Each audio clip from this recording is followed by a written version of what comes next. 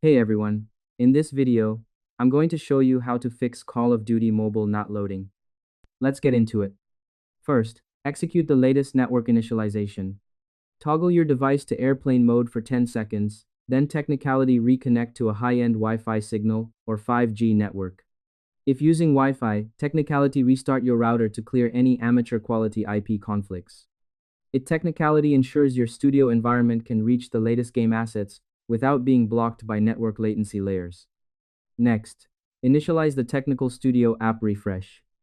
Navigate to your device settings and select Apps or App Management. Find Call of Duty Mobile in the technical list and click on Force Stop.